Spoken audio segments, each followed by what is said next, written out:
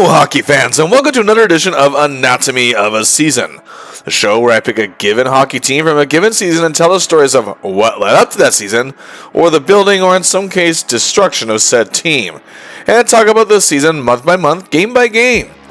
And this is part 2 of our look at the 1984-85 Chicago Blackhawks, a team that went into a year with more questions than answers.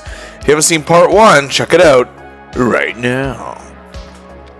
The talent was there. Superstar center Denny Savard, emerging winger Steve Larmer, a great leader in Daryl Sutter, one of the NHL's premier defensemen in Doug Wilson, and a talented goalie in Murray Bannerman.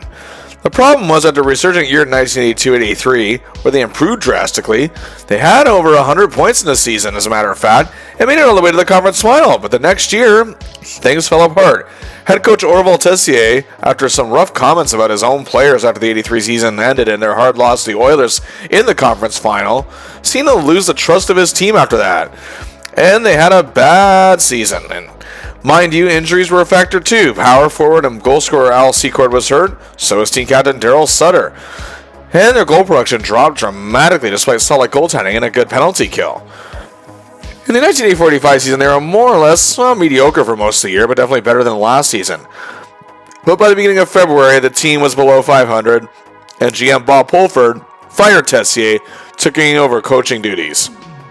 The team was starting to look sharp again, and ended the year pretty strong, finishing second in the Norris Division with 83 points with a 38, 35, and 7 record. Their goal production saw heavy improvement, their goaltending was again good. Their power play, while not strong, did show some signs of life in some games, and their penalty kill, well, was steady. Now remember, the format of the postseason is still a divisional seeded format, so the Hawks finishing second will face the third place team in their division. But at least the Hawks have a very healthy lineup going into this spring, which is definitely key. As again, Secord and Sutter missed many games this season, but they look ready, as we are now ready for playoff time. And it should be noted that the Chicago Blackhawks are making their 16th straight playoff appearance. The only team that had a longer active streak at the time of 1985 are the Boston Bruins, who that season are making their 18th. And the Habs are just behind, making their 15th straight postseason. The only non-original 6 team on this list is the Flyers, making their 13th straight playoff appearance. But the Hawks had the third longest Stanley Cup drought in the league, which, all things considered, isn't the worst thing at this point. 24 seasons since their last win in 1961, and 12 seasons since their last Cup final appearance in 1973. The only team at this point that had gone longer without winning a Cup was the still active, that was the Detroit Red Wings, who had last won one in 1955. And the longest was the New York Rangers, who hadn't won since 1940. But either way, without any further ado, let's see who stands in the Hawks' way in the 1985 Norris Division semifinals. And indeed, it is the third place Detroit Red Wings. As I kind of alluded to, a team with a once proud legacy, who, as the last mentioned, tasted Cup glory in 1955. But from 1956 to 66, they still appeared in 4 finals, but 66 was indeed their last appearance. But the 1970-71 season saw them have a disastrous year, trading star Frank Mihaljevic to Montreal, and the departure of team icon Gordie Howe after the season ended. From the 70-71 season all the way to 82-83, they made the playoffs just once, and that was in 1978. Well, in 1984, they returned to the playoffs and gave their fans a little bit of hope. But this year, despite finishing third place for the second straight year, they finished with another losing record. 27 wins, 41 losses, and 12 ties. Yes, this era, folks, for 66 points, 3 less than they had the year before, and 17 behind the Blackhawks. But regardless, it's the first time they made the playoffs in back-to-back seasons since doing so in 65 and 66. Third-year coach Nick Polano hopes this team can get past their division rivals. After all, the Wings have had some very successful outings against the Hawks this season. They've been dead even overall, as they have a 3-3-2 record against each other in 8 games. So the Wings trying to pull off an upset is definitely not out of the realm of possibility. Detroit actually had the 9th best goals total in the league, but also gave up the 4th most. They had a so-so power play, but only the Canucks had a horse penalty kill.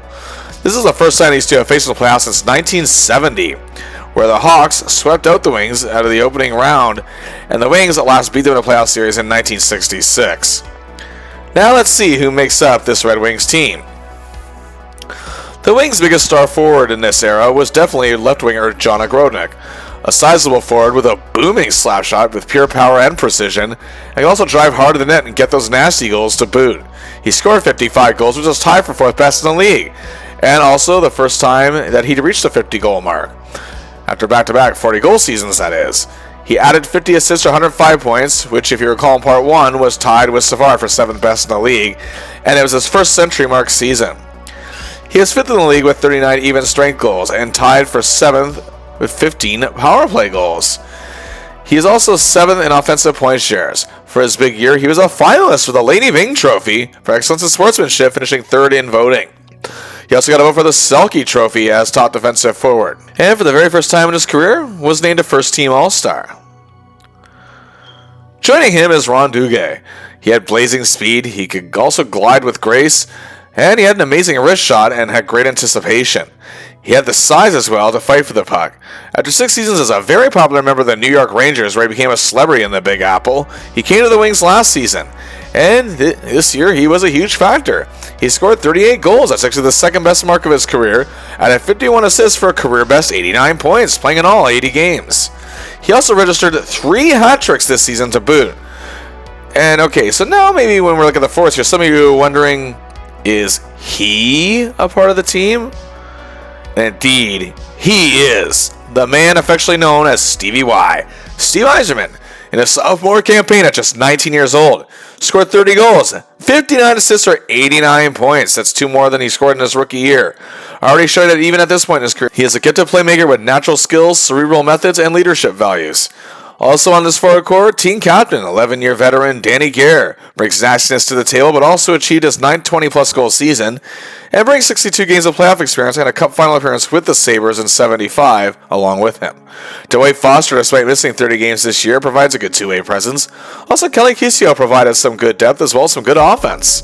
Veteran and future Hall of Famer Daryl Sittler, the former megastar of the Leafs, and recently coming off a run of the Flyers, is now part of this Red Wings club. He may not have the scoring touch he used to, but he does have 72 points in 74 playoff games in his career. Also, former Blackhawks star Ivan Boldarev in his final season.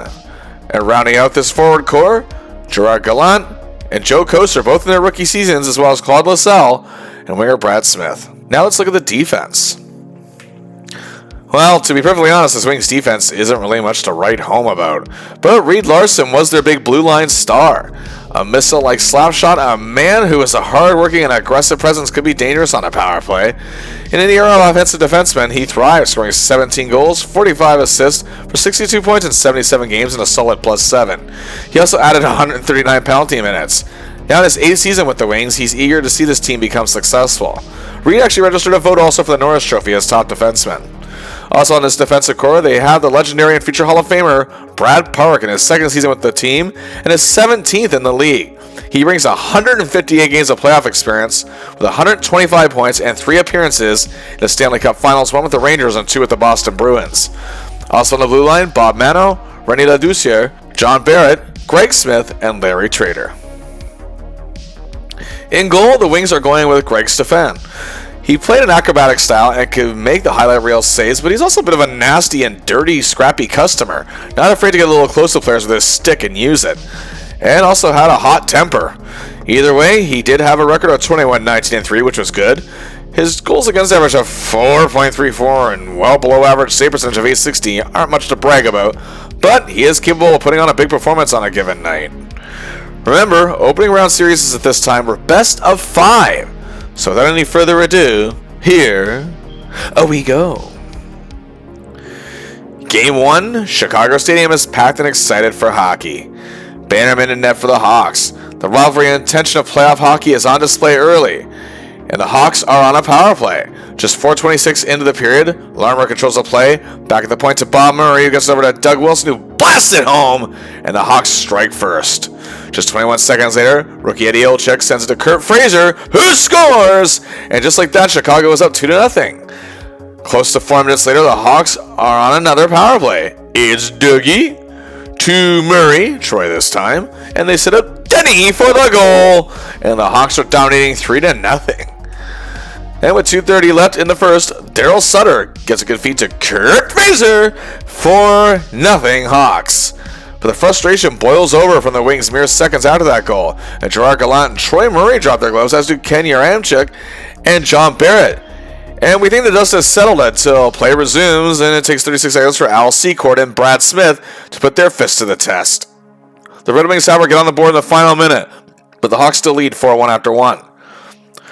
The second period gets underway, and just 17 seconds in, Garner puts on the blade of Larmer, who sent it to Callahan, scores his first playoff goal, 5-1 Chicago. The Wings close the gap back to 3 goals a few minutes later, but at the 8:16 mark of the frame, Savard has Secord on the wing. Al can't get it, but Ben Wilson can. It is now 6-2.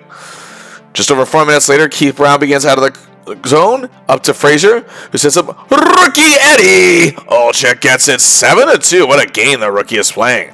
Then Brown begins things again, and now it's Savard, who has Larmer with him, and Stevie L scores 8-2. The Wings did get one back, and the Hawks led 8-3 after 2 periods. 4:07 into the third, Olczyk takes a loose puck, makes a huge over. He scores his second goal of the night in his first playoff game, no less. 9-3 Hawks. A bit of a scare, however, as Murray Bannerman has to leave the game. Skorodetsky comes in and he actually kind of lets in some lofty goals there, but that don't matter. The damage is done. The Chicago Blackhawks emphatically take game one by a final score of 9-5. Eddie Olczyk put on an incredible performance in his first playoff game. 2 goals, 1 assist for 3 points. As a matter of fact, he was the only Hawks player to score 2 goals out of 9. I mean, we had 8 different goal scorers, and that helped a great deal. Savard and Larmer and the other big guns up front had a goal. 2 helpers for 3-point nights themselves. Doug Wilson and Kurt Fraser both played a beauty with a goal and a helper each. Keith Brown played an outstanding game. Not only did he have 2 helpers, but he was a +4. And on that note, Ben Wilson was a driving force up there with a goal and also a +4. Bannerman played very well in net before his night ended. He stopped 34 of 37 shots. But the good news is he won't miss any time. The bottom line here, the big guns are firing all cylinders, and so was everyone else. A good way to start the series. Game 2 in Chicago Stadium is still hyped, and the Hawks still look dead focused. Close to 6 minutes in, Lysiak sets it up for Bob Murray, who in turn puts it on goal for Daryl Sutter. Hawks strike first. Then, with time running down in the first, O'Callahan gives it to fellow blue liner Dougie W., who finds Kenny Y., who scores the goal. And just 33 seconds later, this is something Chicago fans have been missing for quite a bit. Tick, Larmer, tack, Savard, toe, Secord. Al scores his 3-0 Hawks after 1. In the second period, Murray Bannerman is playing some sensational goaltending in net. Goodbye, Stevie Y. Be gone, John. What do you say, Dugan? Bannerman is keeping Chicago's lead protected superbly, so much so that even though the Hawks don't get another goal in this period, it's still 3-0 after 2.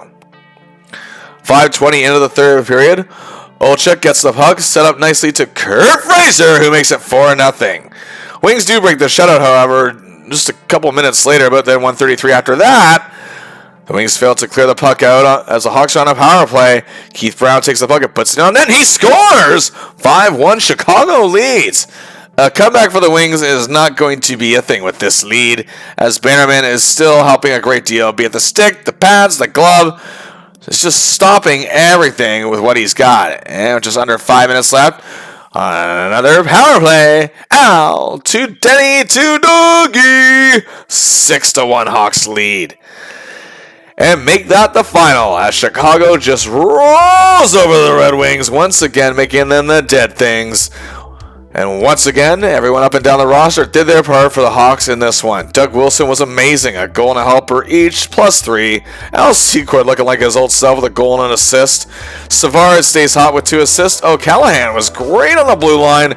And people like Sutter, Lysiak, and Troy were giving forwards such as Dugay, Yzerman, and Ogrodnik a hard time on the grind. But Murray Bannerman, another huge game, 30 saves on 31 shots. He has been amazing in these first 2 games.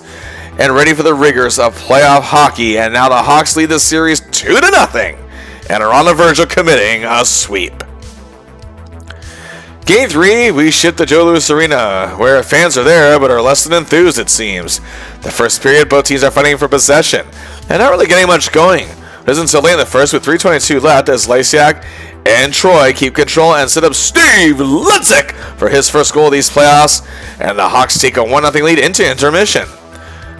Bannerman and the defense are protecting the lead in the second, but then 7:17 in on a power play. Bob to Doug, good day. But it ain't to McKenzie, it's to Larmer, and that makes it 2-0.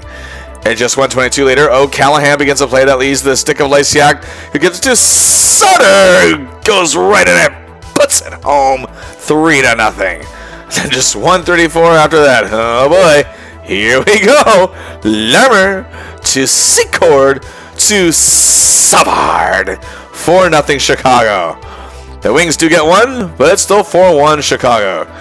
Nearly 7 minutes into the third, Ben Wilson gets to Troy Murray, who finds Eddie-O at the right spot, and he scores 5-1. Then on a power play, Dougie Wilson has it from the point.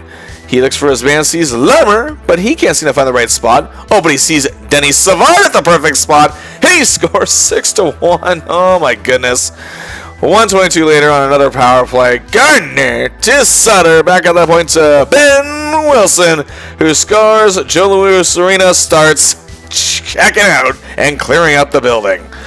Well, the Wings close the gap to 5, but what does that really mean at this point? Just 1 minute left. It's Ben to Keith to Ricky P. Patterson scores. 8-2 Hawks win and take the series in a 3-game sweep.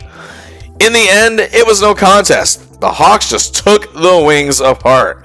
And some media pundits and experts compare this to the way the Hawks looked just 2 seasons prior, which is a high compliment. The power play clicked and destroyed the Wings' horrible penalty kill. The Hawks' penalty kill was very good in this series, as the Wings' power play was dead in the water until the third game, which, yeah, didn't really matter. The Hawks outscored the Wings 23-8. That's 7.7 goals per game. In the clincher, it was the same story. The Hawks' cohesiveness won it for them. Larmer is again remarkable with a goal and 2 apples for 3 points. Savard, super, 2 goals. But Ben Wilson, what a series he had. In this game, a goal, 2 assists for 3 points, and a huge +5. Sutter was awesome again with a goal and a helper. Dougie Wilson continues to stay scorching with 2 assists. Lysiak played his best game of this series and has been playing pretty well, I might add, and had 2 assists, as did Troy Murray. Keith Brown had another huge game with a +4. Bannerman made some very good saves again, stopping 21 of 23. We're off to the division final. For the 3rd time in 4 seasons, the Hawks make it there. But before that, let's of course take a closer look at the numbers of this series. Well, gee, this looks familiar. As indeed the top 3 who dominated the team scoring all season lead the series in scoring. Sharing the top spot are the 2 top forwards, Denny Savard and Steve Larmer. Savard was incredible at making things happen in this series.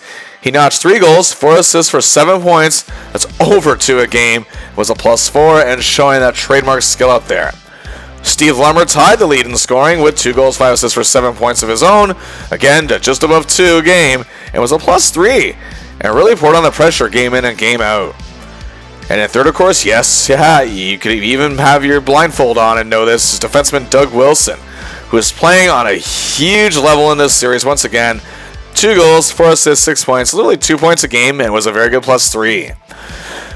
So indeed, the big guns made magic happen, but as much credit as these 3 do deserve, everyone was pulling their weight.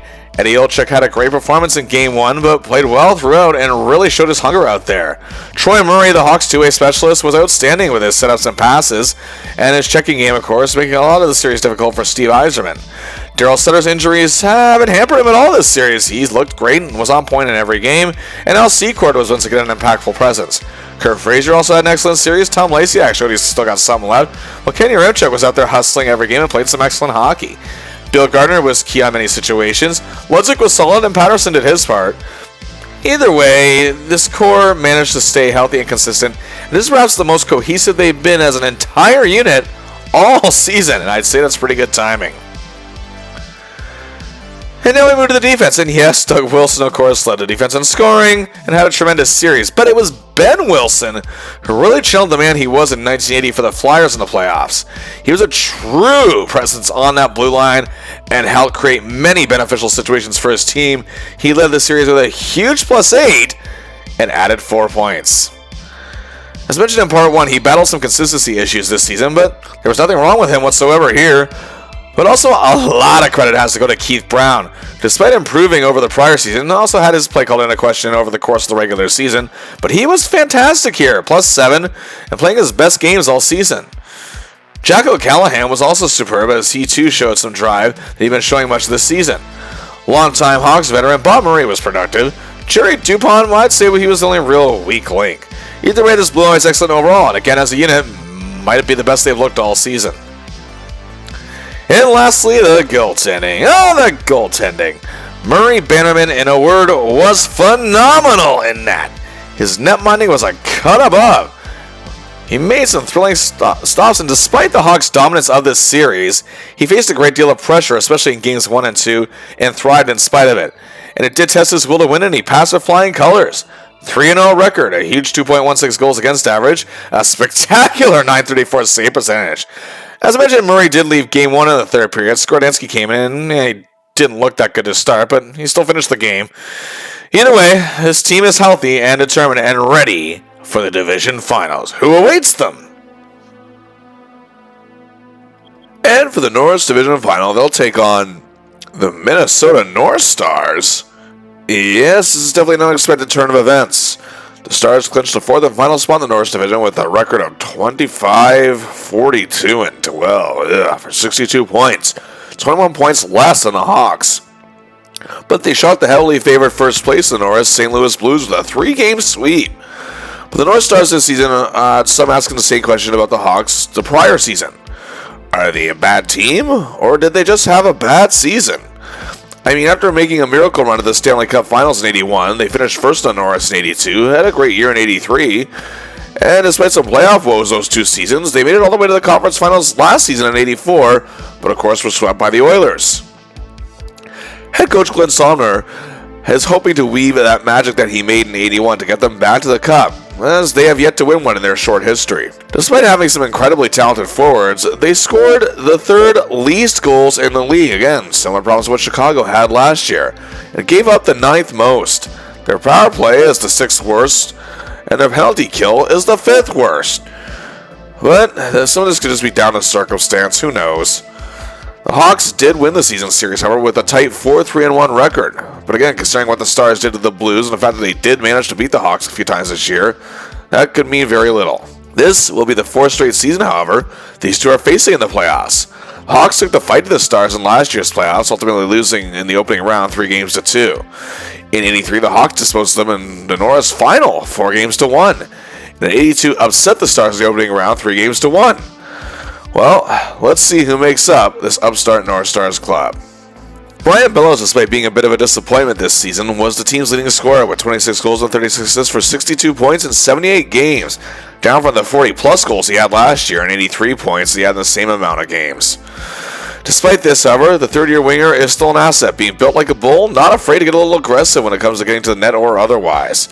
And he's one of their few power play weapons. And he is well loved by Stars fans. Steve Payne, however, proved to be their leading scorer this year, goal scorer that is, with 29.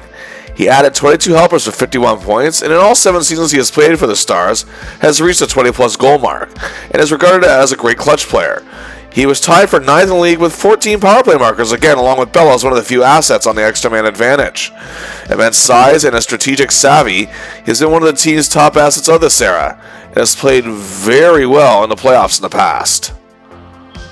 They ever get some depth from Keith Acton, scrappy little guy and plays a very fearless style. His heart was bigger than his 5'8 frame. He scored 20 goals, 38 assists for 58 points, and could also fight for puck possession and was a great face-off man. He was their hardest worker out there on the forward core, and even got 5 votes for the Selke Trophy to boot, the only player on this team to get any award votes for that matter. Now, the Stars' failure in the regular season was puzzling because, guess who else they had at the time? Well, one thing they had future Hall of Famer Dino Ciccarelli. He did miss 29 games, but even when he was healthy, wasn't overly productive.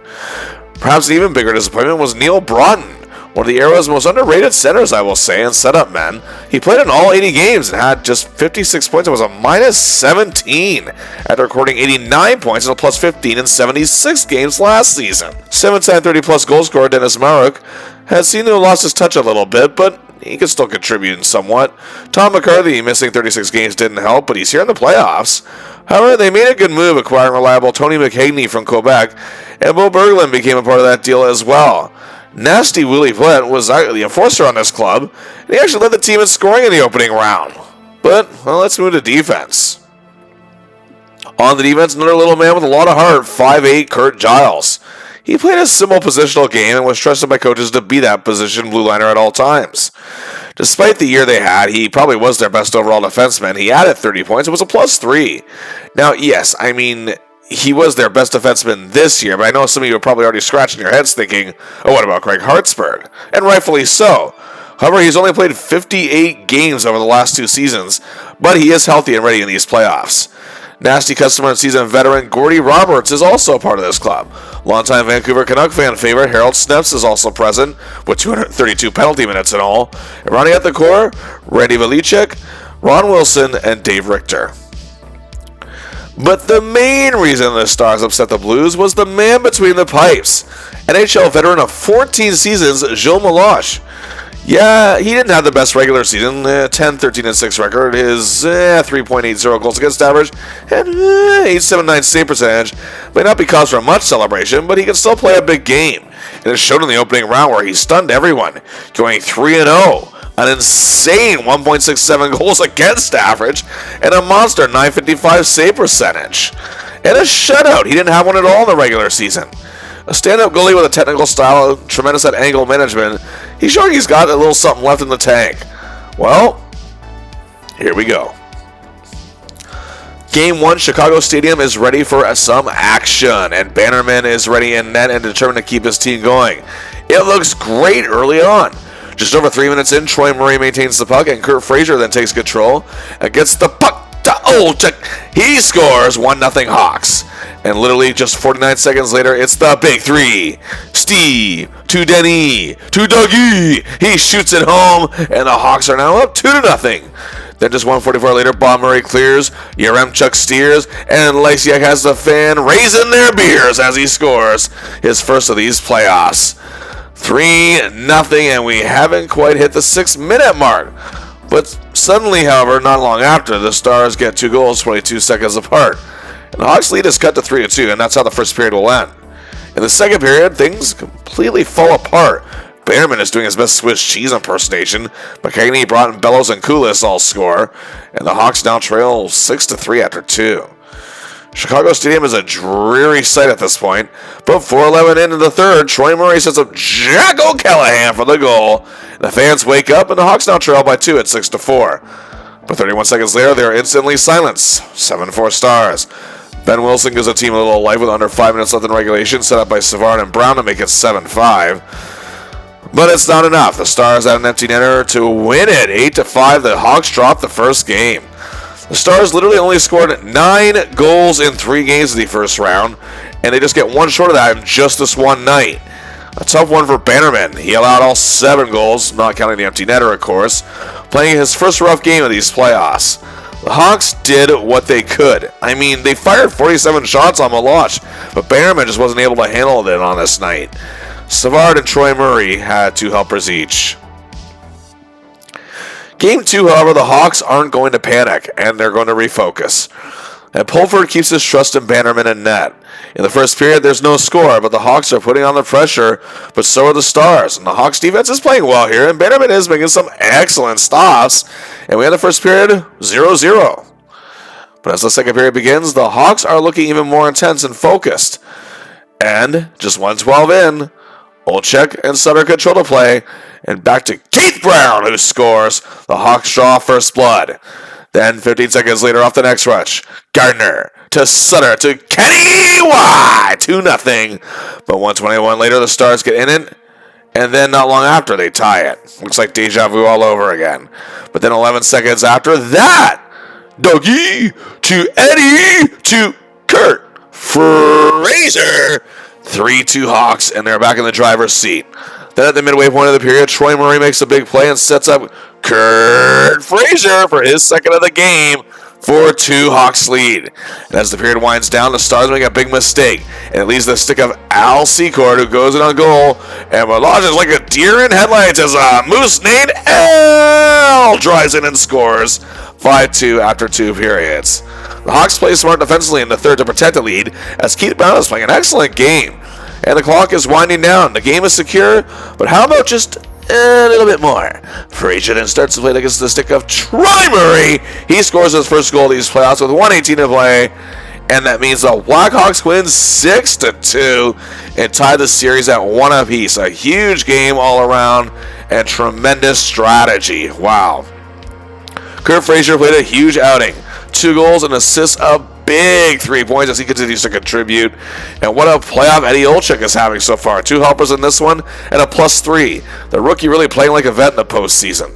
Troy Murray has proven to be the X factor everyone thought he'd be. A goal and assist for 2 points. The defense was great. Both Ben and Doug Wilson as well as Keith Brown. Kenny Ramchuk continues to pop up with a big play here and there. And Murray Bannerman roars back with a 23 save performance. Now we head to the land of 1,000 lakes. Game 3, and the fans at the Met Center are confident that their team can pull another upset. And it looks like that could be the case. It starts about 2-0 on 2 power play goals in the first period. But with 6:05 left of the period, the Hawks find themselves on a power play. Doug Wilson gets it over to Troy Murray, looking for that right spot, so he puts it back to Bob Murray, who scores his first of the playoffs. And the Hawks are in this one. And with 1:41 left of the period, Yaremchuk to Lysiak, he scores, and the Hawks tie it 2-2 as the first period comes to a close. The second period sees Bannerman as a wall. Done with Dino. Boo to Bellows. Boo boo to Broughton. Then ta-ta, Tony. And the Hawks are pressing on the other end, however. And with 3 minutes left.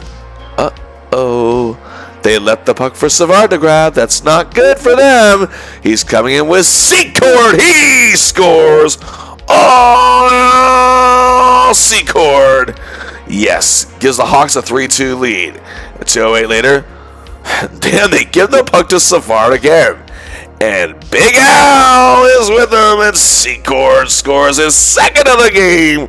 4-2 Chicago after 2.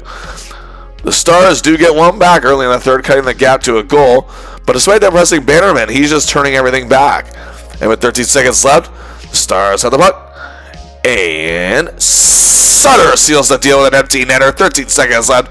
And the Hawks win it 5-3 and take a huge win in Game 3 and take a 2-1 series lead. The Stars came out with a little bit more fire than last game, but Bannerman was ready for everything on this night and stopped 38 shots with a sensational performance.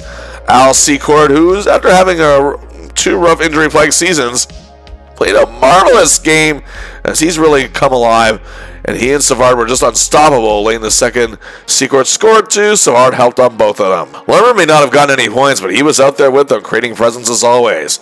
Doug and Ben and Brown play great once again. Troy is still working his hardest at producing results, as is Yaremchuk. Either way, the Hawks are in the driver's seat. Game 4, we're still in Minnesota. Both teams are looking ready. However, the Stars decide to go with Don Beaupre in net for this one. But that looks to be a mistake early on as 1:11 in on a power play. Denny to Al to Stevie L. His first goal of the series. Larmer gets it up for them. However, at the midway point of the frame, the Stars tie with a power play marker of their own. Then just 2:05 later, Doug makes a big play, and the puck is out to Denny. He scores. Hawks lead 2-1. But that only lasts 6 seconds. It's a tie game again. But 2:33 after that, on a power play, Savard. That to Bob at the point sees Eddie. Olczyk scores his 5th of these playoffs. It's 3-2 Hawks after 1. Bannerman is doing his best to protect the lead in the second period, and the Hawks offense responds as it's the double L connection. Larmer to Lysiak. 4-2 Chicago. However, late in the period, the Stars got 2. It's 4-4 after 2. Ay. But the Hawks get stunned in the third period as the Stars take a 5-4 lead as Cordy Roberts, of all people, fooled Bannerman. However, at the midway point of the third is approaching. Patterson begins. O'Callaghan continues, setting up Bill Gardner for his first goal of these playoffs. We are deadlocked at 5-5. But 2:30 later, the Stars regain their lead. But just 47 seconds after that, oh boy, Larmer is carrying it in the zone. Who does he got with him? Why, it's Dennis Savard! And he ties it 6-6. It's his fifth of these playoffs. Wow. Well, that finishes Beaupre's night, and Melange comes in for the rest of it. What a crazy game this is. My goodness, time winds down, and we go to overtime for the first time in the series, and for the Hawks, the first time in these playoffs. Melange is fresh and making some spectacular saves, but the Hawks can't get the winner, while Benjamin at the other end is making huge saves himself. But perhaps the fresher goalie could give the Stars the edge, is what people are thinking. But rather than play their game, Pulley stays with Murray in net for the Hawks. Be that as it may, the first overtime winds down and ends. We still have no winner. Then here comes the second OT. After Stars forward Dirk Graham missed the net trying to fool the sprawling Bannerman, and then Dino Cicerelli missed an open shot, the Hawks grinders took possession of the puck. After a failed clearing attempt by Broughton, who's kept in by Yaremchuk, Lysiak gets the puck at a goal, and Sutter puts it in the net. Hawks win! Hawks win! What a huge win and an epic 7-6. Oh, this was truly a great game. Double overtime. The heart that beats the blood of the Hawks. Daryl Sutter is the hero. And the Chicago Blackhawks take a 3-1 series lead, putting the Stars on the verge of elimination and are just one win away on their third trip to the conference final in 4 seasons. It's the stuff playoff hockey is made of. Sutter, well, yeah, he was indeed the hero. But an epic night for Savard. Count it up. 2 goals, 2 assists, 4 points. Steve Larmer, a goal. 2 helpers, 3 points for his best game of this series. Lysiak got a goal and a helper, including assisting on that OT winner. He is having a very good playoff series after himself having a wishy-washy regular season. Bannerman, despite letting in 6 goals, played great in overtime. The game featured over 90 penalty minutes, including a fight between Ben Wilson and Dirk Graham. Anyway, we are heading back home. Game 5, Chicago Stadium is rocking. Melange back in net for the Stars, and here we go again. Just 3:32 in. Ow. To Larmer. To Danny Savard. The Hawks strike first, and the arena gets even louder. Bannerman is helping keep the lead protected as the first period winds down in the final minute. Then Keith Brown sends it to Daryl Sutter on goal. He gets his 5th of these playoffs. 2-0 Hawks. That's what stays after 1. 2:24 into the second. The Hawks keep piling on as DuPont clears it to Savard, who sets up Secord. He scores his 5th of the playoffs. 3-0 Chicago. But then at the 9:08 mark, Savard makes a big play, moves smooth with the puck, and sets up Steel Armor for the goal. 4-0 Hawks lead. This could be a cakewalk into the semis. But Melange's night is done, and Beaupre comes in. And just 1:20 later, the Stars finally respond and get a shorthander. The Hawks still lead after 2 periods, this time 4-2, however. The Hawks are hanging on to their lead as the third period progresses, and it looks like they will weather this one out. But the Stars score with 7:07 to play, and with 3:17 left, McKegney ties it. The Hawks have let a huge 4-0 lead slip. This is bad. But regulation winds down, and for the second straight game, we're headed to overtime. And just 1:14 in, Dennis Mara completes the comeback for the Stars. 5-4 they win. Yep, the Hawks let this one slip right through their fingers, and Bannerman has to shoulder some of the blame. But the Hawks overall made some bad decisions and just very lackadaisical when it came to their strategy in protecting their lead. And the Stars are still in this thing as they cut the Hawks series lead to 3-2. But regardless, Chicago still has them on the verge of elimination. Kurt Fraser and Troy Murray both played terribly their worst game of the playoffs and are taken to task by the media. However, Doug Wilson also plays a dud. The top line of Savard, Secord, and Larmer did deliver. Savard stayed hot with a goal, 2 apples, and 3 points. Larmer and Secord each had a goal and an assist. Game 6, the fans in Minnesota feel that their boys can come back and show their enthusiasm in a big way. As after Beaupre's performance in Game 5 shutting the door, he gets the start. And Bannerman is still the man between the pipes for the Hawks. It looked bad early. The Stars score 1:30 in, but 55 seconds later after, Steve Payne gets called for interference. Doug Wilson takes command of the extra man advantage. He gets it to Savard, who sets it up perfect for Steve Larmer, his 5th goal of these playoffs, and the Hawks have tied it. Tensions rose as Brian Bellows and Keith Brown got into a adjusting match that resulted in an all-out fight. Frazier then got called for roughing later on, and the Stars retook the lead on a power play. But later in the period, Troy gets the puck to Keith, who sets it up for Daryl Sutter. What a series he is having. The game is tied 2-2 after 1. Secord and Richter nearly get into it, and then Olczyk gets a tripping penalty and leads to another power play marker for the Stars as the Hawks normally strong penalty kill. Not so good here. They now trail 3-2. But exactly 3 minutes later, Keith Brown and Ben Wilson begin things, but the puck spurts out to Lysiak, who takes the shot and scores! 3-3 tie, and that's how it ends after 2 periods. Near the end of it, Savard and Giles nearly get into it. After the Stars take a 4-3 lead, 1:44 later, the TC duo, Troy to Kurt, the latter scores and ties it again 4-4. Things are not looking good soon after, however. Troy Murray was called for a questionable slashing penalty, which drew the ire of team captain and anger of Daryl Sutter. Yes, indeed. He was called for unsportsmanlike conduct. Now the Stars have a 2-minute advantage. That's not a smart move. And they took the lead. Time is winding down. Beaupre is making some great stops. And the Hawks are looking like they may be forced into a Game 7. What is happening here? But wait. Just under 5 minutes to play, Bob Murray gets the puck out to Larmer. He sees Troy Murray with him, and Troy scores. The Hawks tie it, and time runs out for the 3rd straight game. We are off to overtime. Bannerman is making the key stops, but so is Beaupre at the other end. But then DuPont got the puck from the back of the net and saw Lysiak skating up the neutral zone. He got it up to him. He skated to the Stars zone, and in a brilliant play, simply just leaves the puck for oncoming Daryl Sutter, who slops it home. It fools Beaupre. Hawks win the game in the series in overtime. Final score 5-4. Wow, this was a hard-fought series, but they take it in 6, 4-2. Sutter, 2 overtime goals in the same series. His clutch heroics is no doubt a highlight. And wow, yes, overall in this game he had 2 goals total. But Troy Murray, what a game. A goal, 2 helpers, 3 points. Oh my goodness, Lysiak plays another beauty with a goal and helper. Larmer had the same. Keith Brown is magnificent with 2 assists and a +3.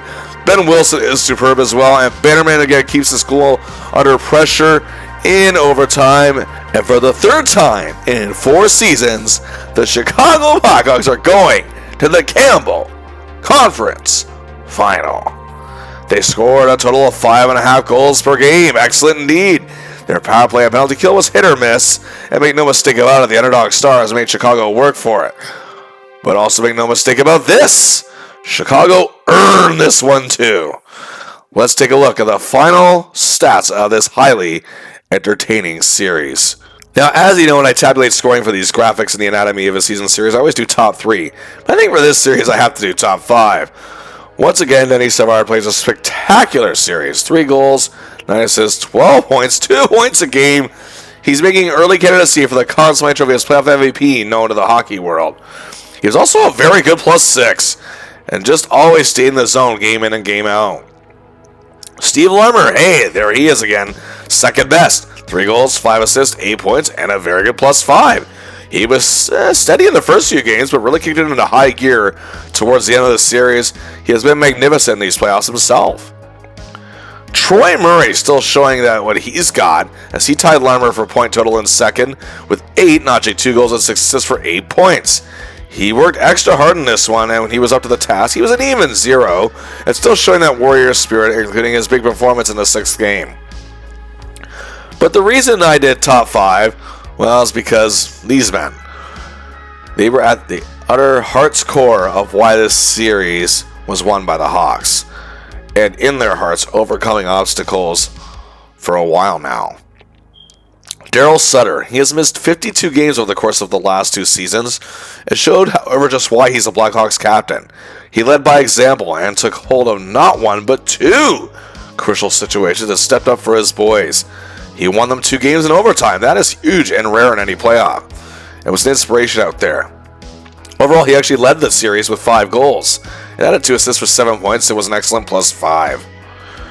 Tom Lysiak had a rough regular season himself. Some were writing him off, but he then showed just why he has been popular amongst fans since coming to Chicago.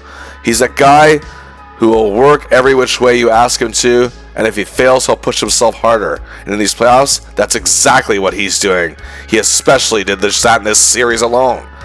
4 goals, 2 assists for 6 points, and a +5 himself. And tied for 5th in scoring with him, Al Secord. After scoring 98 goals over the course of his first 2 full seasons with the Hawks, and playing in every game, in the prior 2 seasons, he has played in just a mere 65 games combined, scoring 19 goals. At times he was healthy, he wasn't always consistent.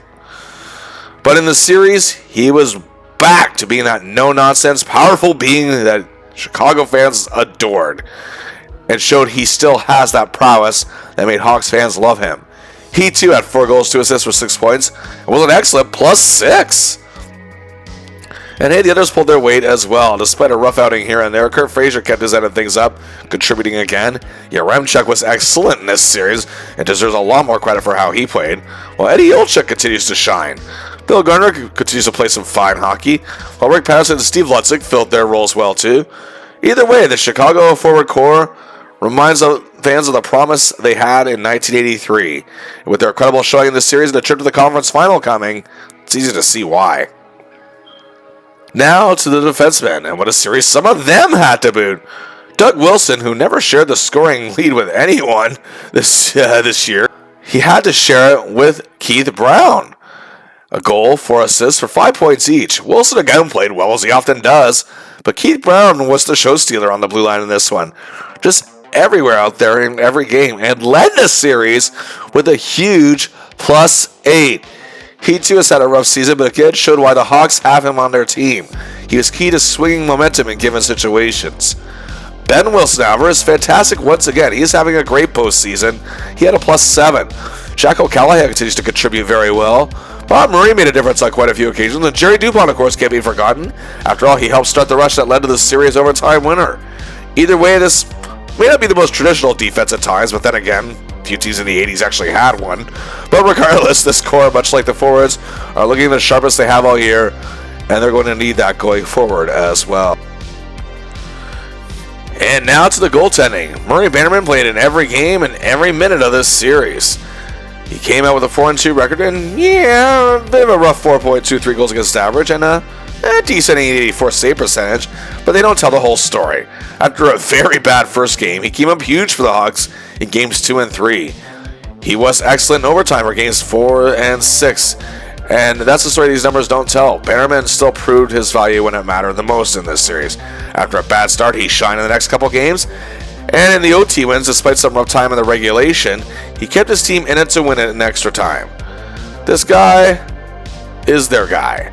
His coach and his teammates believe in him, and they're behind him all the way through. Well, it's not a monster shock that the Hawks made it this far, as many experts thought that it would either be them or the Blues representing the Norris Division in the Campbell Conference Final. But the heart and iron will of this team being on display is something encouraging to Hawks fans as their enthusiasm and passion for their team grows more and more. As I mentioned, Chicago was once a proud sports town, full of pride way back when, while still having their fans, however, going into downtrodden times. But the Chicago Cubs in 1984 had won the NL East. The White Sox, while not having a good 84 season, had a passionate fan base with their Win and Ugly campaign from 83. The Chicago Bears were having a monster resurgence, and at this point just 8 months away from a Super Bowl win, which I've covered on this channel. And even in basketball, a young rookie by the name of Michael Jordan was bringing people to see the Bulls at last. Now for the Hawks. Despite questionable ownership and decisions even Pulford had made, the team is here once again, but they are eager to get to that next step, and so are the fans. Despite the Bears' impending success, at this point, there was still something missing from Chicago, and that was a championship. That last championship in the city was won by the 1963 Bears. The Hawks are hoping to change that. But to get there, they have one more hurdle to leap. And in the 1985 Campbell Conference Final, awaiting them, oh boy, indeed, is the Smythe Division champions, two-time defending Campbell Conference champs, and the defending Stanley Cup champions, the Edmonton Oilers. Yes, indeed, at this point, they were still running roughshod over the NHL with a record of 49 wins, 20 losses, and 11 ties for 109 points. Second best record in the entire league, only behind the Philadelphia Flyers. Head coach / GM Glenn Sather has truly put together something special and extraordinary when it comes to this team stacked with such great talent. In addition to their dominant regular season, they have yet to lose in these playoffs, going 7-0. They swept a solid Kings team in 3 straight, but they did have to take 2 games into overtime to do so. But then they swept the Jets relatively easy in 4 straight, who are without their star player, Dale Hawerchuk. So far in these playoffs, the Oilers have outscored their opponents 33-18, scoring 4.7 goals per game. However, the Hawks have scored 5.7 goals per game. The Oilers, to the shock of nobody, have the most goals in the league in the regular season for the 4th straight year. They have allowed a solid 8th least, allowing just 1 goal less than the Chicago Blackhawks did all year. They have the 2nd best power play in the league, only behind the New York Islanders, and the 9th best penalty kill. These two only faced in the playoffs one other time, and that, of course, is when the Oilers dashed the Hawks' Stanley Cup dreams in '83 in 4 straight games, outscoring them 25-11. Also, the Oilers beat the Hawks in all 3 games they faced this season. However, it's clear this Hawks team has grown its unit significantly in the last couple of months of the season, that is, and into the playoffs. But let's see who makes up this Oilers club. Though I'm sure you've already guessed, but hey, I enjoy doing these sort of things. And yes, oh yes, the great one. Number 99, Wayne Gretzky leads the charge.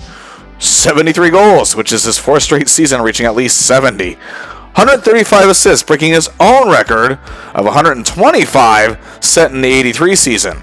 And 208 points, his 3rd 200-plus point seasons in the last 4. He, of course, led the league in all those categories across the board, winning his 5th straight Art Ross Trophy as the league scoring champion. So, of course, Wayne wins his 6th consecutive Hart Trophy as league MVP. That is every year he has played in the NHL at this point, and his 4th straight Pearson Trophy as the NHLPA choice for MVP, of course, today known as the Ted Lindsay Award. And his 5th straight first All-Star team selection. On top of that, his plus 100 led the entire league, duh. 1st in even strength goals for the 2nd straight season and 3rd overall with 54, and 1st in shorthanded goals for the 4th straight year with 11. He was 1st in total goals on ice for the 5th straight year with 253. He led the league in offensive point shares for the 5th straight season with a 16.6. He's also 1st in hat tricks for the 3rd time in his career with 6. In addition, his 7 game-winning goals were tied for 7th. 5th in power play goals on ice for was 61. And on top of that, he also got 3 votes to the Lady Byng Trophy, 1 vote for the Selke, and became the fastest and youngest player to reach 1,000 career points, doing so in just 424 games at 23 years old. And, I swear I'm wrapping up, won the Canada Cup for the first time, leading Team Canada to victory, leading the tournament in scoring, and being selected as an All-Star. And so far in these playoffs, 18 points in 7 games as a plus 12. Whew. Okay, moving forward. We have the phenomenal Finn, Jari Kurri, Gretzky's go-to man and vice versa. He was a superb hockey player, however, in his own right. A winger with a short and quick release, great instincts, and playmaking abilities. And on top of that was a tremendous penalty killer and back checker. He had a career year this season, 71 goals, a career best and 2nd best in the league, 64 assists, which were the 9th best in the league, and 2nd overall scoring with a career best 135 points. His plus 78 was also 2nd best. But he shared the lead with Gretzky for 1st with 54 even strength goals. And he led the league in game winners with 13. His 14 power play goals were tied for 9th. 4th with 183 total goals on ice for. 2nd in offensive point shares with 11.6. And 2nd in shooting percentage with a 26.6. On top of all that, he was the 1984-85 recipient of the Lady Byng Trophy for excellence and sportsmanship, and was the first team All-Star for the first time, and was just shy of being a finalist for the Selke Trophy, coming in 4th in voting. So far in these playoffs, he has 9 points in 7 games and is a plus 11. And next, we have the Moose, the man they call Mess, Mark Messier. He did miss 25 games due to injury, but scored 23 goals and 31 assists for 54 points in those 55 games he played. Some feel that's still falling short, but he was a plus 10. But be that as it may, he still showed great leadership, aggression, versatility, and playmaking. Also, he was 3rd in the league with 5 shorthanded goals. He was tremendous on the penalty kill. He, too, is part of the 84 Canada Cup winning team for Team Canada. So far in these playoffs, he has 10 points in 7 games and is a plus 10. Then we have Glenn Anderson, the Oilers' power forward, who can drive to the net and get great results quite often. He's often regarded as their master clutch player, always able to perform and deliver in high-pressure situations. As a matter of fact, he already has a playoff overtime goal. This year, in the regular season, Glenn scored 42 goals, as he has had no less than 30 in all 5 seasons he has played in the NHL at this point. He added 39 assists for 81 points, playing in all 80 games. It was a very good plus 26. He, too, was part of the Canada Cup win back in September. In these playoffs, he has 9 points in 7 games and is a plus 7. And now we get to the star defenseman of the club. It is the smooth skating, playmaking Paul Coffey, who's the first player I ever covered on this channel. What a banner season he has had. 37 goals, 84 assists, which is only second behind Gretzky, and 121 points, which is 5th best in the league and leading all defensemen in scoring for the 4th straight season. The ultimate 4th forward, as he has been referred to. It's a true marvel out there with his skills. To boot, his plus 57 was 4th best in the league. He was 2nd in total goals on ice for with 215, and 7th in power play goals on ice for with 59. He was actually also 4th in offensive point shares with a 9.5. And his great year was rewarded in kind, as he was named the recipient of the Norris Trophy as the league's top defenseman for the very first time. He was also a first-team All-Star for the first time, and even got a vote for the Hart Trophy as league MVP. And he, too, was on the 1984 Canada Cup team, where not only was he a tournament All-Star, but also showed some of his actual defensive chops in an important situation. In these playoffs so far, 12 points in 7 games and a massive plus 16. Now, before I get to the goalies, I need to acknowledge a few more on this crazy team. First, forward Mike Krushelnyski. The Oilers took a monster gamble giving up gritty forward Kenny Linsman to Boston for the man they call the Crusher. He provides tremendous size up front, has a nice shot, and could take off pretty fast. The gamble paid off. He had career highs across the board, 43 goals, 45 assists, 88 points, and a huge plus 60, 3rd best in the league. He also had a shooting percentage of 22.5, which was 6th best. He registered a vote for the Selke Trophy, and while his production has slowed a bit in the playoffs, his work ethic hasn't, and he is a plus 3. Other forwards on the score include devious Dave Hunter, late season acquisition Mark Napier, who's been playing very well since joining the team, reliable Willie Lindstrom, bodyguard Dave Semenko, as well as Yaroslav Huzar, Pat Hughes, and Dave Lumley. But there are 2 defensemen on this team who are valued parts of it as well. Charlie Huddy, the tremendous penalty killer who provided great presence on the offensive blue line, had 51 points in all 80 games he played, which 44 of which were assists, and he was a plus 46, which is 8th best in the league, and 3rd best in the league with total goals on ice for 188. Huddy is having a superb playoff with 10 assists and a massive plus 13. Kevin Lowe was a towering and imposing presence on the defense. A very intense player who went all out, could get aggressive, and sometimes downright nasty. But he was also a very intelligent player and a great leader. He had 25 points and was a plus 13 and came in 7th in Norris Trophy voting. Both Huddy and Lowe also won the Canada Cup. He has missed a couple games in the playoffs, but is healthy in this series. Other defensemen include reliable Randy Gregg, Larry Melnick, grizzled veteran Lee Fogelin. And yes, at last, the goalies. No surprise that the man Sather went with for the playoffs was the amazing Grant Fuhr, a hybrid of skills that includes tremendous athleticism, lightning-quick reflexes, and aggressive run-and-gun mentality. This season he had a huge record of 26-8-7. His 26 wins were actually tied for 6th best in the league. He had a 3.87 goals against average, and his .884 save percentage was actually 10th best in the league, and he had a shutout. He garnered 5 votes for the Vezina Trophy as well for top goaltender. He, too, is a Canada Cup champion. In the playoffs, he started in all 7 games so far and has won all 7 of them with an excellent 2.58 goals against average and a great .919 save percentage. But if by chance he gets hurt like he did in the 84 finals, at least the Oilers don't have to fear, because Andy is here. Andy Moog. His reflexes and agility and challenging shooters are what made him so special, and his small frame was seldom an issue.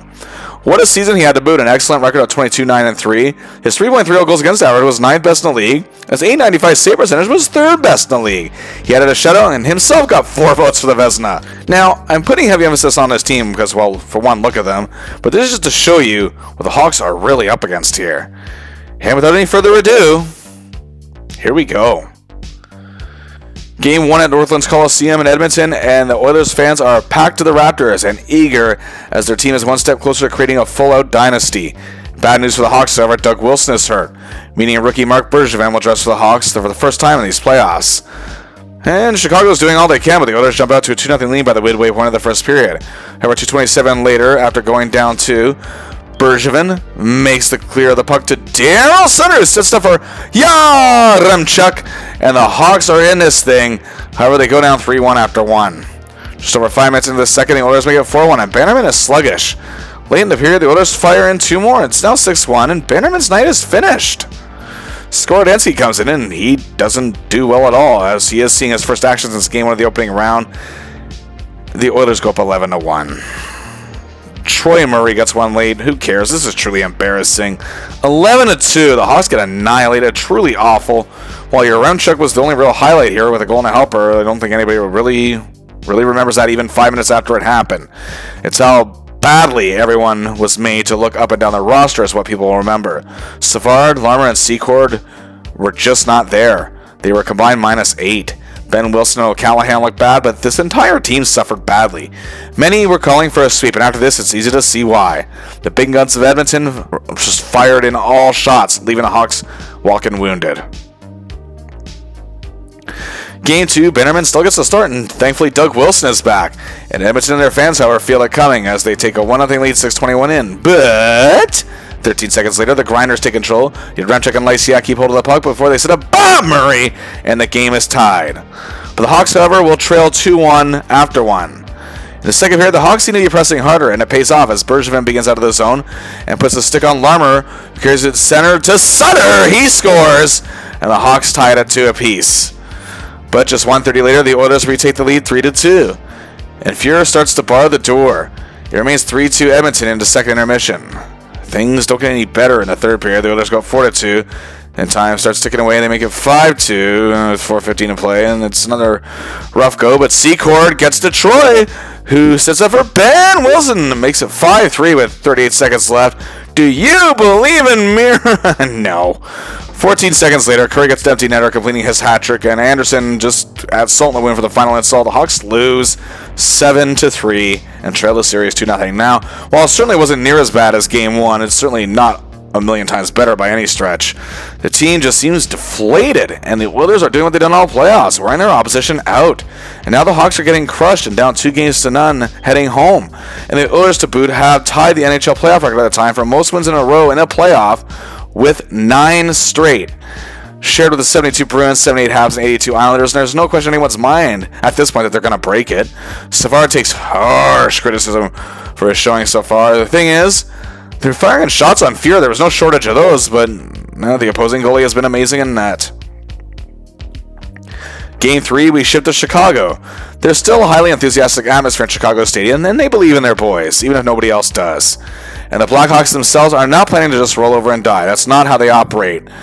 But even more bad news. Keith Brown is out, and Doug Wilson is out again. Ay, that's 2 top blue liners, and the Hawks are missing now. Randy Boyd from Milwaukee of the IHL is activated. Many are ready for the Oilers to just keep going, but the Hawks come into this thing very determined. They add pressure early and are showing Edmonton that they will not quit, that this series is far from over, and that they still need to win 2 more games to beat them. And 5 minutes in, Secord grabs the puck, owns it. He gives it to Patterson, who takes control to point to O'Callahan, who scores 1-0 Hawks. First time they scored the opening goal in this series. And a minute later, Savard carries it, and he sees Sutter, crosses it over to Larmer. His first goal of the series, and Chicago is winning 2-0. And Bannerman is back on his game. So long, Kov. No nitty for Yuri, and get lost, Gretz. Yes, and the Hawks carry the 2-0 lead in the first intermission. Bannerman is staying in his zone despite his rough 2 first games. He's remaining focused and zeroed in, showing no fear from these big superstars. The Oilers, however, did get one back just past the midway point, but 3:06 later, Savard carries the puck in again. This time to Troy Murray, who sets up Daryl Sutter. Chicago Stadium is shaking to its very core. 3-1 Hawks lead, and that's how it is after 2. Not only is Bannerman making big stops, but the Checkers and Grinders are containing all the top guns. But in the third, Messier cuts the Chicago lead to a goal, but 5 minutes later, O'Callahan sends in Denny Savard on goal, tries to fuel Fuhrer, and he does! His first goal of the series, shaking off 2 games of frustration, also his 3rd point of the night, 4-2 Hawks. The Oilers press, but Bannerman is allowing nothing as the period winds down. and Troy Murray as the empty netter, and the hockey world is a little bit stunned. At this rate, nobody thought the Oilers could be stopped in any way, shape, or form. The Hawks win it 5-2 and hand Edmonton their first loss of these playoffs. Denny Savard answered his critics and then some with a goal, 2 helpers, and 3 points total. He needed to come through for his team and did so on this night. O'Callahan, who had a very rough couple of games, was excellent, a goal and a helper and a huge +4. Troy Murray came alive with a goal and assist as Sutter did the same. But I have to say, Murray Bannerman, what a performance here. He could have been defeated both physically and mentally, but he wasn't. He stopped 33 of 35 shots, getting a huge ovation from the Chicago faithful. Hawks are now in this thing and trail the series just 2-1. But look at this. The big guns truly were disarmed by Chicago's grinders. Gretzky, no points, and a -2. He has scored a point in all 9 playoff games before this. Coffey had a point in 8 of 9 games before this. He was pointless and a -2 as well. And Jari Kurri, 0 points and a -3. He had dominated in the first 2 games, and before this in the prior 4 playoff games, which included the last 2 against the Jets, he had 11 points and was a +12. The Hawks, again, were just playing every which way they could to win it, as Troy, Sutter, and Lysiak did not let the Oilers' guns out of their sights. Game 4, the Hawks still have to go without Bill Garner and dress Dan Frawley in this one. But momentum is on their side, and can they stick to the strategy from the last game? The fans of Chicago Stadium are psyched. The doubters have started to shut up a little bit, and now tension is mounting in a series that saw very little penalties at first. Just 142 and a brawl broke out, which saw Dave Semenko and Ben Wilson really go at it. They reached assessed 10-minute misconducts. Also, Patterson went at Napier. But the dust finally settled, and it didn't look good as Gretzky put the Oilers on the board. However, just over a minute and a half later, after Bannerman had the puck, it went to O'Callahan, who puts it up for Daryl Sutter, who goes in on goal. He scores his 10th in the playoffs. Wow, it's tied 1-1. But later on, Bob Murray gets called for holding. But as the Hawks are killing the penalty, Troy Murray, of course, steals the puck and sends it for Eddie Olczyk, who gets a shorthander, his first goal of the series, as he's been quite quiet this far, but scores in the nick of time. The Hawks take a 2-1 lead. But the Oilers tied just 1:12 later, but late in the period, things get crazy. Bergevin, who I have to say has been playing decently in Doug Wilson's absence, gets the puck out to Larmer, who sets up Savard. 3-2 Hawks. The Oilers tie it 15 seconds later, but then 57 seconds after that, Troy gets the puck. Now Eddie has it, and Kurt Fraser gets the goal for 3 Hawks. 30 seconds later, Lee Fogelin is called for a slash, and then Chicago goes on a power play, which hasn't been that good at all in the first couple of games. The Ben Wilson sees Denny, who sees Al Secord, his first goal of the series. 5-3 Hawks lead after 1. Wow. Just 38 seconds into the next period, Olczyk drops the gloves against Melnick, and the tension just keeps growing. Oilers pull within 1 past the halfway point, but then Gretzky, of all people, takes a tripping penalty. Then defenseman Randy Boyd controls things. He sees open Steel Armor. 6-4 Hawks lead. Lutzig and Coffey then soon after drop their gloves. It stays 6-4 into second intermission. In the third period, the Hawks are not going to slow down. 4:52 in. Sutter to Savard to Larmer. His second of the game. 7-4 Chicago leads. What is going on? Then 32 seconds later, Al Secord takes the puck up to Patterson, who can't get it. But Bob Murray does. 8-4 Chicago leads. This is insane. And Grant Fuhrer, for the first time in these playoffs, is done. He is pulled from the game as Andy Moog sees his first bit of action in these playoffs. The Oilers do get 2 back late, but it don't matter. The Hawks win it 8-6. The series is tied 2-2. What a huge turn of events. Again, the hockey world is pretty shocked right now. They weren't able to disarm the big guns this time, but however, they did still hold Jari Kurri pointless and Paul Coffey to just an assist. This was a true fire wagon game if there ever was one. And Steve Larmer plays his best game of this series so far. 2 goals and assists for 3 points. Denny Savard is a beast once again with another goal and 2 assists for another 3-point night. Secord and Sutter each have a goal and a helper. Olczyk breaks out with a goal and a helper of his own, while Troy Murray has 2 assists, and Bergevin played great. He had an assist and was a +3. It was also a game that saw 110 combined penalty minutes. The series now tied, and some starting to believe that the Hawks can turn this around completely in their favor. With their containment of Paul Coffey and Kurri the last couple of games helping a great deal, getting the better of Fuhrer and actually getting him pulled for the first time. The Oilers looking a wee bit frustrated at taking bad penalties. Some believe the Hawks truly have gotten in their heads, which very rare in this era. Another thing to point out is how, again, Chicago's top dogs have fared in the last couple games. Savard in the first 2 games was pointless and a -5. In the last 2 combined, he has 6 points, 3 a game, and a +3. Steve Lerman in the first 2 games had a helper and was a -3. The last 2 games, 4 points and a +1. Al Secord had an assist and was a -5 in games 1 and 2. The last 2 games, he is a -1, but hey, he's got 3 points. Troy Murray in the first 2 games did have a goal and a helper each, but was a -3. But in the last 2 games, 4 points and a very nice +4. Daryl Sutter also had a goal and a helper each in the first couple of games. It was an even 0. But in the last 2 games, a 4 points and a +4. Yeah. So we shift to Edmonton for Game 5, but the oil rig is still loud as ever at Northlands.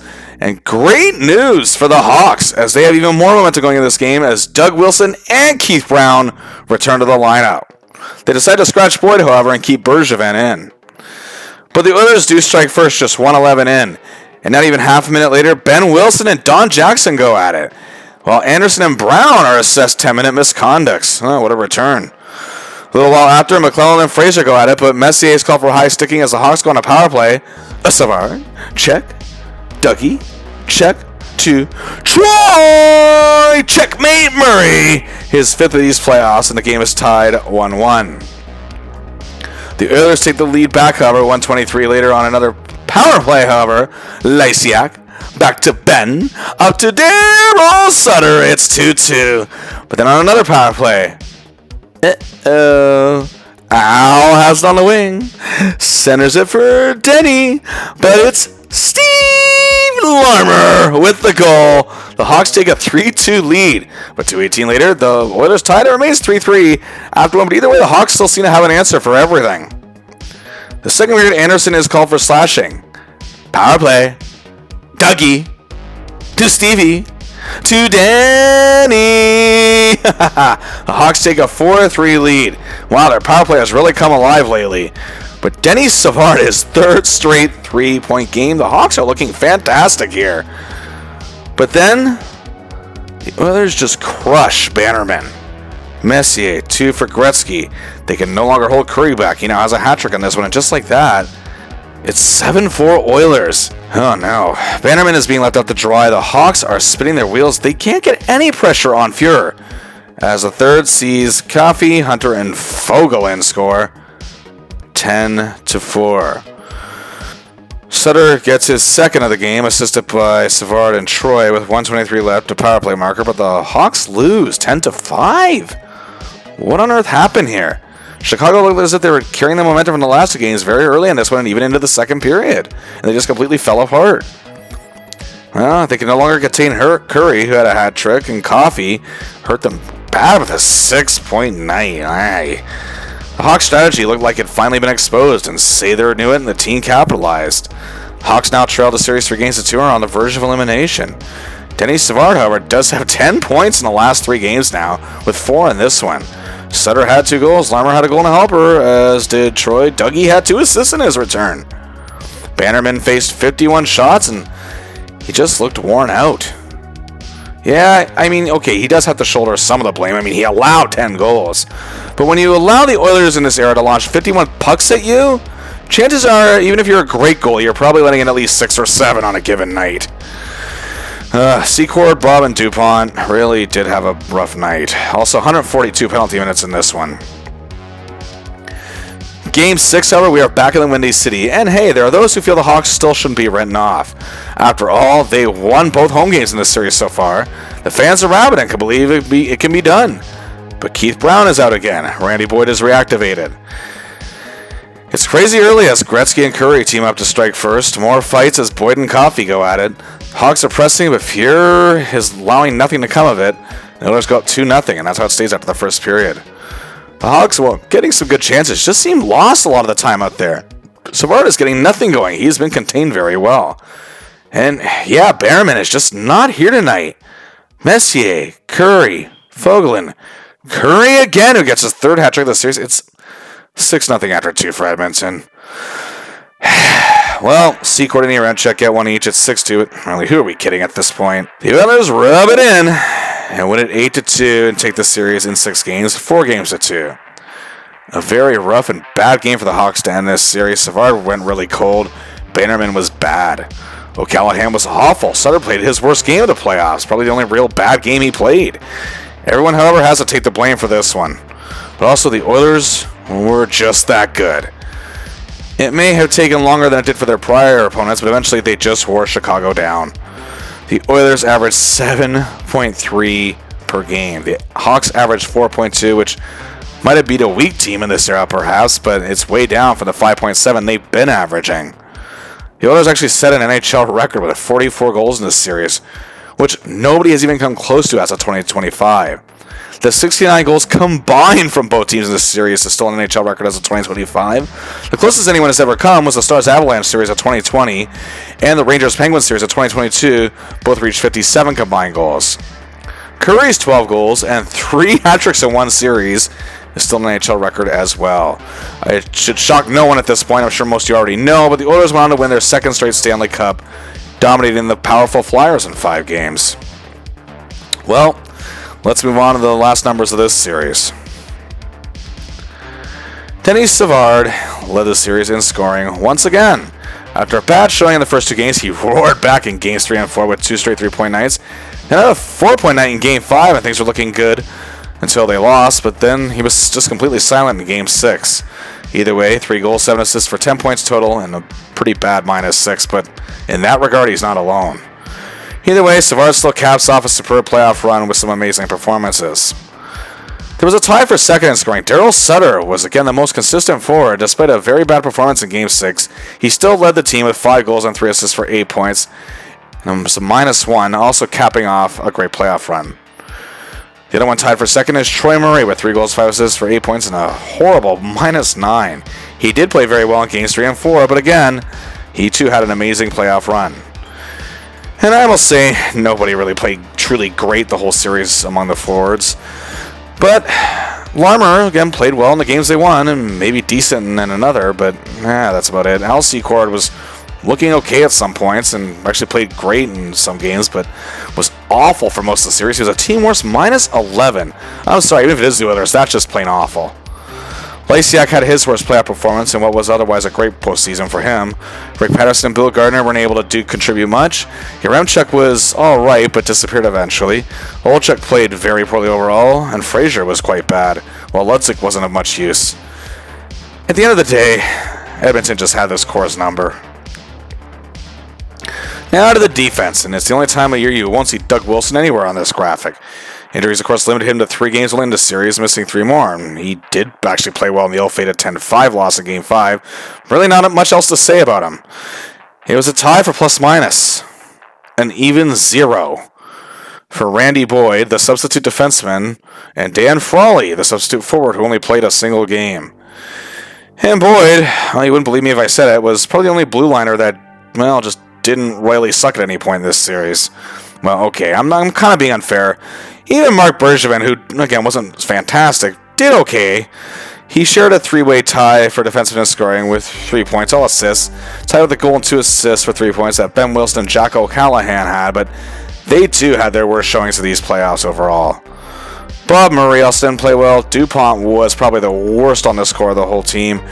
And Keith Brown only played 2 games and really didn't make much of a difference. Once again, Edmonton just exposed them despite the injuries. And poor Murray Bannerman. He really was doing all he could out there to win games for the Hawks this entire playoff run. And he deserves credit after those first horrible 2 games, shining in the third and playing amazing. He was often hung out to dry, as I said, but again, these numbers aren't good no matter what team you're facing. He went 2 and 4, starting all 6 games. A horrendous 6.75 goals against average. An .820 save percentage. Oh. But regardless, the man still hustled out there in net. Can't take that away from him. Skordensky came in for an awful 11-goal game 1, letting in 4 of them. Less said about him, the better. But at the end of these playoffs, the Chicago Blackhawks really have nothing to be ashamed of. They were a team that many didn't expect all that much from going into this season, they were, again, a big question mark. And they were still puzzling 4 months into this season. But then Bob Pulford took over and rallied this team to play with the heart that he knew they all had. The fact is, they could have rolled over and died after those first 2 games, and some out there probably wouldn't have even blamed them. But they didn't. They took it to the Oilers and got to them like no other team would in the playoffs. Grant Fuhr was having a great playoff run until he ran into the Hawks. Put it this way, the Hawks still scored 24 goals on him in 6 games. He only allowed 30 in the other 12 he played in those playoffs, just 6 more. But now, why is this a substance though? Why am I making it sound this way? Because this Oilers team on the NHL's 100th anniversary named the 84-85 Edmonton Oilers the greatest team in the history of the NHL, and yet the Hawks still gave them one hell of a fight. But at last, let's look at the final numbers of what was a tremendous and deep playoff run. Denny Savard, of course, would lead the team in scoring for the playoffs with a grand total of 9 goals, 20 assists for 29 points. That is incredible in all 15 games, and he was just 1 point shy of averaging literally 2 a game. And overall, he was a +4. This is Savard's best playoff performance to date, as he did play very well in their deep runs in 82 and 83, but some would argue that this is Savard's best overall playoff performance in his entire career. But he would have a few more great performances in deep runs later on. In these playoffs, he dominated against Detroit and Minnesota, and despite some trouble against the Oilers, he still delivered in big ways, especially in the 2 wins and even the beginning of Game 5. Steve Larmer, however, comes in second in scoring. He too had 9 goals, 13 assists for 22 points in all 15 games and was a +2. In the first 2 rounds, he was outstanding and put out his best playoff performance to date and will continue to do so consistently for the rest of his career. He really showed that he just wasn't a goal scorer. He was someone who will work tirelessly for the win. The third place in scoring was tied. First, Daryl Sutter, having a team-leading 12 goals, adding 7 assists, and 19 points total, and a great +7 in all 15 games. For Sutter, his heart was bigger than his body, and that might explain why he was so injured so often, and not even really making a joke there, it's just true. But he stayed healthy here, provided great leadership, and he was fantastic from beginning to end until the Game 6 loss to Edmonton, which was his only bad performance. But it was his play in the series win against Minnesota that will always stand out, with those 2 overtime goals, and the type of drive that coaches dream for a player to have. Sadly, however, Sutter's injuries became too much, and he retired in 1987 at the age of just 29. Although, he would go on to be one of the greatest coaches of all time. More on that later. Tied with him for third with 19 points is Troy Murray, the big breakout player from the Hawks this year. He, too, was truly on another level this postseason with 5 goals, 14 assists, 19 points. He was, again, just playing the whole surface every game. He was a -5, but that was mainly due to a rough performance in the conference final overall. These playoffs also saw a resurgence of Al Secord, who pushed himself harder with each passing game. And he did carry that momentum into the next season for the Hawks with 40 goals. He also had a good 29-goal season the following year, but then was traded to Toronto, and he began to fizzle out. He then went to the Flyers for a brief stint, where he actually made another deep conference final run and returned to Chicago for another deep run. But his game was gone at that point. He retired at age 32. He, however, did make a comeback in the minor league of the IHL Chicago Wolves in 94-95, and actually looked really good in many games, but he left the game for good in 96. Tom Lysiak was superb in the first 2 rounds. Again, the passion he put into the series win over Minnesota deserves great mention, and he roared back into things after a rough regular season. However, he would only play 1 more season in the NHL, being forced to retire due to mounting injuries at age 33. Eddie Olczyk showed some great spark in the first round, played well in the second, but he had trouble against the Oilers. But either way, capped off an excellent rookie year, showing he could play in the playoffs. His time in Chicago, however, wouldn't be long. He did play, however, 1,031 NHL games, scoring close to 800 points.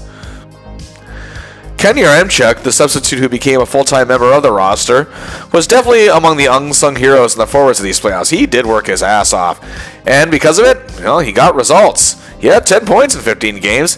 His career, however, never became what some had hoped. He spent 1 more year at the Hawks before heading to Toronto, where he played only 47 games in 3 seasons, but he became part of Canada's national team, even representing them in the 1988 Olympics. And then after he left the NHL for good, he had a very successful career in the Swiss League before retiring from the game overall in 1999. Kurt Fraser did play some excellent games in these playoffs, but there were some rough ones as well. But either way, he was an important piece of the puzzle. He went on to play 2 more seasons with the Hawks where he played very well, but after being traded to the North Stars, playing just 53 games in 3 seasons, he retired in 1990 at the age of 32 due to injuries, but went on to take several coaching staff jobs in the NHL, AHL, and internationally as well. Bill Gardner's two-way presence helped a great deal in the first 2 rounds, and he is an unsung hero himself all season long. Despite this, however, he was traded to Hartford the next season. Then, after a stint in the minors, returned to Chicago for 8 games over the course of 2 seasons. He finished his career in Europe, retiring in 1993 at age 33. He would go on to have a successful broadcasting career, calling games for the Chicago Blackhawks for nearly a decade. And he also had some stints in Hartford, in Carolina. Today, he calls games for the IHL Chicago Wolves. Steve Ludzik was a reliable lower line man throughout these playoffs and did well in his tasks often.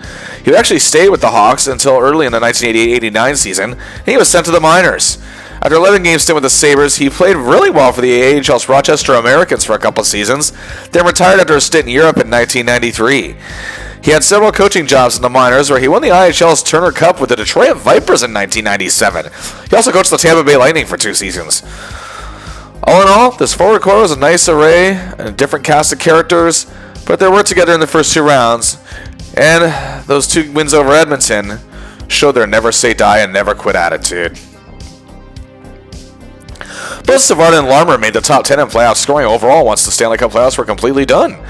Savard's 29 points was coming in 4th, only behind the big Edmonton Stars, as he is the only non-Oilers player in the top 5. Larmer's 22 points was 8th best in the postseason. Either way, this further shows just how amazing the Chicago Blackhawks were in these playoffs. When it comes to assists, Savard was actually 3rd best with his 20. Troy Murray was 7th with his 14, and Larmer tied for 8th with Messier with 13 apples. 7 out of 10 Hall of Famers here on this one. And for goals, Daryl Sutter's 12 goals was actually tied for 3rd best, only behind Gretzky and Curry's dominance. He shares that spot with Oilers stars Mark Messier and Paul Coffey. Again, the only non-Oiler in the top 5 here. Amazing. Denis Savard and Steve Larmer's 9 goals are indeed tied for 9th. Daryl Sutter really could have been a candidate for the Conn Smythe Trophy had the team gone further. His 4-game winning goals were tied with Paul Coffey for the overall playoff lead. He was also first in shooting percentage. Yaremchuk was also second in that category, and Frazier was 6th. Steve Larmer was second in power play goals in the playoffs with 5, just behind Goulet's 7. Now, we move it to the defense. Well, of course, Doug Wilson, despite missing 3 games in the conference final, led all defensemen on the Hawks in scoring. Wilson was again outstanding throughout this postseason, and his absence in the Edmonton series, while felt, they did still win 2 games without him, but either way, in the first 2 rounds, he showed that trademark focus and determination, adding 3 goals, 10 assists overall for 13 points. But perhaps the man's absence that was felt the most in the conference final, I would actually say, was Keith Brown, because he was incredible in the first 2 rounds himself, leading the entire team with a huge plus 13 and added 9 points to boot in 11 games, missing 4, all of which were in the conference final. And again, after kind of a rough regular season, he had a lot to prove in the playoffs and proves that he is indeed more than just a formidable defenseman, and playing the Minnesota series showed that for sure. Brown played for Chicago all the way until 1993. Then after a 2-season stint with the Florida Panthers, he retired in 1995.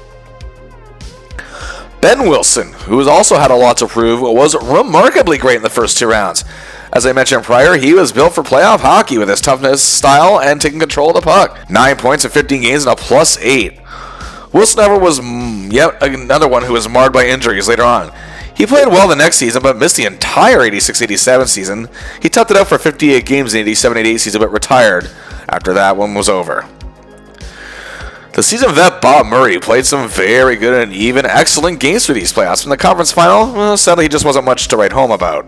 However, he remained a popular fan favorite, playing all 1,008 of his career games as a member of the Chicago Blackhawks, retiring for good in 1990. Jack O'Callahan played some tremendous hockey in the first 2 rounds, but was torn to shreds in the conference final. His career unfortunately didn't go much further. He did have a solid season the following year, but played just 32 games after that. Then he spent the final 2 seasons of his career with the New Jersey Devils, leaving the game in 1989 at the age of 32.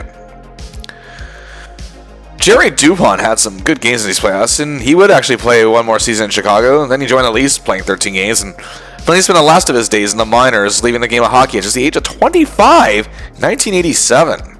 However, he went on to coach on many levels in junior hockey, including the Quebec Major Junior League.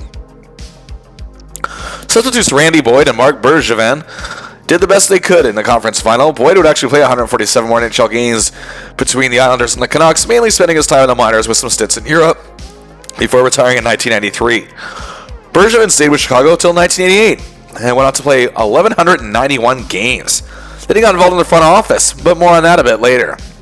This defense truly was something to behold in the first two rounds especially of these playoffs.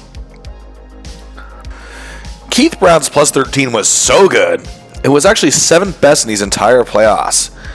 And what's even more crazy about this is he's literally the only player on this list that didn't play for the Edmonton Oilers.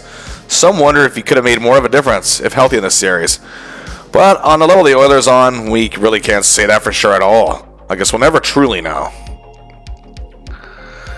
And lastly, the goaltending. Murray Bannerman had some amazing performances in these playoffs, often left to hang. He did all he could, and make no mistake about it, he was sensational in the opening round against the Wings, and has a great clutch heroics in the second round to defeat the Stars that also deserve a great deal of praise. Also, his Game 3 performance in the conference final allowed the Hawks to get back in it against the Oilers. Bannerman may not be considered an all-time great, but again, in a short time frame, he was among one of the better goalies in the league. In these playoffs, he had a solid 9-6 record. His 4.79 goals against average and .868 save percentage may not be much to write about, but he was a big, major reason that the Hawks got as far as they did in these playoffs. The next season, on the other hand, he really didn't play all that great. Actually, backup Bob Sauvé did better. His last NHL season would be in 86-87, where he had another rough year. He spent one season in the minors, retiring from the game of hockey in 1988 at the age of just 31. Warren Skorodemski only made 2 appearances in these playoffs when Bannerman got hurt early in the first round of Game 1, and of course the dreadful 11-2 loss against the Oilers in Game 1 of the conference finals. But he was not good at all in the 33 minutes of action he saw, with a 10.91, yes, goals against average, .786 save percentage. Ugh. However, remember, he did have a very good regular season, leading the league in save percentage, and many thought he had a bright future. That actually wasn't the case. He'd only played 7 more NHL games, 4 of them were with the Hawks, 3 with the Oilers, oddly enough. Spending most of his time in the minors, after a brief stint with the Canadian national team, he retired in 1991 at the age of 31. Bannerman's 9 wins, however, was tied for 3rd best, along with Quebec's Nordiques goaltender Mario Gosselin. Bannerman would never win another playoff game after this, however. He played in just 2 more postseason games. So, where did the Hawks go from here? Well, their playoff streak continued, and they even won the division the next season, but consecutively from 86 to 88, they were eliminated in the first round. They made a miracle run after a bad regular season in 1989 to the conference final, losing to Calgary. They made another big run in 1990 as a bit of a better team, but lost to Edmonton. Yep. Both teams eventually won the cup to boot after defeating the Hawks. But then with a new crop of superstars, including some of the veterans still at the club, they had the NHL's best record in 1990-91. Only to collapse in the first round and suffer one of the biggest playoff upsets of all time against the Stars. I covered that on this channel. But in 1992, something huge finally happened. They made it back to the Stanley Cup Finals and actually broke the record the Oilers tied this year of 9 straight playoff wins, winning 11 straight. Steve Larmer and Keith Brown were actually the only players from this 85 team that were still with the Blackhawks. Well, Daryl Sutter's brother Brent now played for them, but Daryl himself was actually an associate coach for that team. But they were promptly swept up by the Penguins in the final, who equaled the Hawks' just set record of 11 straight playoff wins. The Hawks, however, continued to have good teams as the 90s wore on. After back-to-back first-round exits, they made a deep run of the conference finals again in the strike-shortened season of the 94-95, before being swept by the Red Wings in the conference final. They had a great team in 96, but eventual champions the Colorado Avalanche beat them in the second round in 6 games. However, in 1997, the Bruins missed the playoffs for the first time in 30 years, meaning the Hawks, who barely made it themselves in 97, had the longest active streak of 28 playoff appearances straight. But things went to hell after that. In the 11 seasons that followed, they made the playoffs just once. In that time, longtime owner and controversial figure Bill Wirtz passed away. But then, a few fellows by the names of Taze, Kane, and Keith made the Hawks winners again. Just how much did they win? Well, the Hawks, who, as of 2010, before the Stanley Cup final, had 3 cups to their name, would win 3 in the next 6 seasons. Again, in 2010, 2013, and 2015. However, nowadays, they are back to being the lowest of the low, but are relying on top prospect Connor Bedard to help move them forward again. But there were players on the Chicago team who did taste Stanley Cup glory. 6 of them, as a matter of fact. The big superstar on this team, Denis Savard, continued to wow people in Chicago all the way until 1990, 10 seasons. However, he was battling injuries, and Chicago traded him to Montreal in 1990 for defenseman Chris Chelios. Now, Chelios did become an icon in Chicago, but Savard did have back-to-back 28-goal seasons. But one of those seasons, he was plagued with injuries. The other, he was still good, but not Savard good. In an injury-filled 92-93 season, however, he did finally win the Stanley Cup with the Montreal Canadiens in 1993. He was limited to just 14 games in the playoffs, but did have 5 assists and played an unofficial player-coach role that he excelled at. The joy on his face when he finally lifted the cup was something to behold. After that, he had a brief stint in Tampa over 2 seasons, and during that second season in 94-95, he returned to Chicago and helped them make that run to the conference finals, and he was even showing flashes of his old self. He retired in 1997 as a Blackhawk. Next up, 2 former Hawks had success the following year in 1994. Steve Larmer remained a part of Chicago right up until the end of the 92-93 season, which was his 11th. He never missed a single game in that time, and he was actually closing in on the legendary Ironman record that Doug Jarvis still held at that point. However, Dollar Bill felt the guy who literally gave everything he had to this team and more wouldn't pony up the dough. And Larmer was really in his best years, so he was eventually traded to the Hartford Whalers, but thankfully that same day he was traded to the New York Rangers. He was a huge factor in the Rangers winning the Stanley Cup for the first time in 54 years in 1994, where he was key on their power play and even on the penalty kill, made the top 10 in plus-minus. He played 1 more season and retired, but he never once missed the playoffs in his 13 seasons. Also in the New York Rangers club was actually Eddie Olczyk, Chicago's former first-round pick. He actually only lasted 3 seasons in Chicago, some feeling he wasn't panning out the way they'd hoped. But in Toronto, he actually played very well, eventually leading the Leafs to their first winning record in over a decade in 1990. Then after 2 30-goal seasons in Winnipeg, he was traded to the Rangers during his 3rd. He didn't play well at all, really. He only played 103 games in 3 seasons for New York, which included 37 in this 94 season, and just 1 playoff game during that run. But either way, he got a ring, and his teammates, including Larmer, lobbied for Eddie O to get his name engraved on the cup, and they were successful. He then had stints in Winnipeg again and LA, where he regained his form for a bit, but quietly ended his career with a couple seasons in Pittsburgh, and then spent the last 2 in Chicago, oddly enough, before retiring in 2000.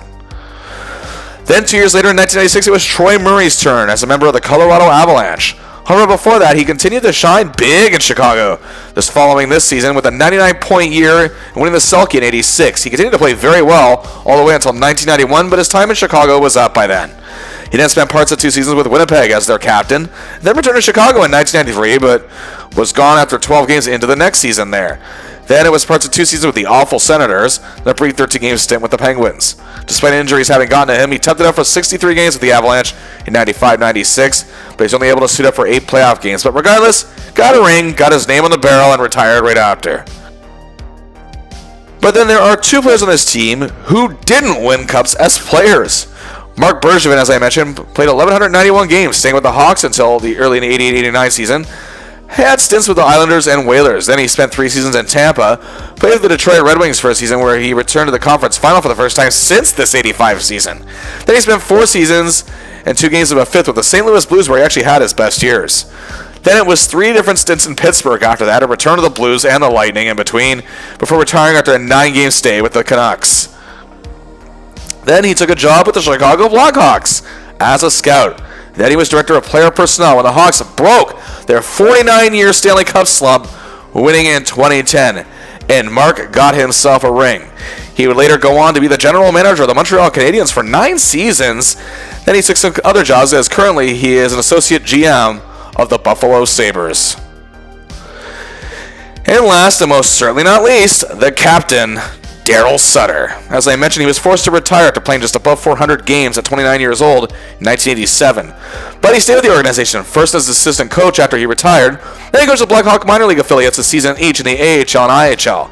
In the latter, He actually won the Indianapolis Ice a Turner Cup. He then joined the Hawks as an associate coach under Mike Keenan by 1990-91 after that great President's Trophy season. But after 2 seasons, which included a Stanley Cup final appearance, he was the team's head coach by 92-93. He had that role for 3 seasons, including a run to the conference final in 95, but then stepped away from the bench for 2 seasons due to personal reasons. But then he returned. He took command of a lowly San Jose Sharks team who was the worst of the worst, going into the 97-98 season, where he really helped turn straw into gold and made something out of nothing.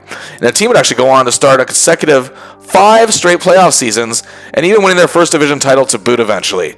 Early in his 6th season, however, he was fired after a bad start, but was then hired by the Calgary Flames that same year. Then he was also named GM of the Flames for the following season. And then he led into their best season in years. Their first Stanley Cup playoff appearance in 8 seasons, they made it all the way to the 7th game of the Stanley Cup final. Again, I covered that team on this channel in a heartbreaking loss. He coached 2 more seasons in Calgary and then focused on his GM role all the way up to 2011, where he resigned mid-season. But 31 games into the 2011-2012 season, he was hired as coach of the LA Kings, where he led them to a dominant miracle run all the way, winning his first Stanley Cup, the first in the team's history to boot. He then proceeded 2 years later in 2014 to guide them to yet another Stanley Cup win, a great method of coaching that allowed this Kings team to shock a lot of people. He actually coached the Kings until 2017. Then after a couple years of a brief consulting job with the Ducks, he returned to coaching in Calgary, but after 3 seasons was fired, and he hasn't coached since 2023. But his 737 coaching wins are 10th all-time in NHL history as of March 2026. And 2 members of this team have made the Hockey Hall of Fame. And I doubt you'd be surprised here when I tell you that Denny Savard made it on his first year of eligibility in 2000, being one of them. But it wasn't easy for Doug Wilson. After this season, Doug Wilson continued to play amazing hockey for the Blackhawks the next couple of years, but he had an injury played 87-88 season, which limited him to 27 games. He was, however, starting to find his footing again the following year, but after that 89-90, he had one of the best seasons of his career. He was a team all-star and a finalist for the Norris Trophy. But injuries caused him to miss 29 games during the Hawks President's Trophy year in 91. He actually spent the last 2 seasons with the expansion San Jose Sharks playing just 86 games over 2 seasons, but he actually goes down in history as their first team captain. He has waited and waited and waited for years, being constantly overlooked simply because, according to some, he just wasn't as good as his dominant peers like Bork and Coffey. But after 25 years of being eligible, he finally got the call in 2020 and took his rightful place in the Hockey Hall of Fame. Well, some have made an argument for Steve Larmer. He actually was a great model of consistency throughout his entire career. By the time he retired in 1995, he had 1,012 points in 1,006 games. He was a point-a-game player. It usually seemed there was a time being a 1,000-point scorer almost guaranteed you a spot in the Hockey Hall of Fame, but that's simply not the case, as even 2 other players in this era who reached the milestone not long before Larmer did, Brian Propp and Bernie Nichols, who are considered great players, are not in the Hall of Fame. As of recording of this video, 100 players have reached 1,000 points, 90 are inactive, 3 are retired and still awaiting Hall of Fame eligibility, so that leaves 87. And out of that 87, Steve Larmer is one of just 18 who aren't in the Hall, easy for me to say, that are eligible. So I don't think it's a personal thing whatsoever. Steve can be regarded as a great player of his era, no doubt. And a lot of those players are lower when it comes to the all-time 1,000-point scores in terms of actual points, and didn't win a lot of individual awards. Larmer did get votes for the Selke 5 times, including being a finalist in 91, and he also got votes for the Bing 5 times, and even came in 5th in Hart Trophy voting in 91. He did, however, show how dimensional he can be by being in the top 10 in power play goals 4 times, and top 10 in shorthanded goals 3 times. But alas, this will not be enough to warrant a Hall of Fame induction. As much as I myself was a fan of Larmer, hey, I would love to see it, but regardless, he still had one hell of a career to be proud of. And lastly, when the NHL named their top 100 players of all time on their 100th anniversary in 2017, Denny Savard was named as one of 17 Chicago Blackhawks players to make this elite list. What an accomplishment, as the name Denny Savard still conjures up great memories to hockey fans of this era in Chicago. But that indeed does it for this fun look at the 84-85 Chicago Blackhawks. In our next episode of Anatomy of a Season, we'll be covering a team from the past of the Detroit Red Wings. But you can still leave a comment. It's just future teams that we should cover. So until the next time comes, I'll see ya.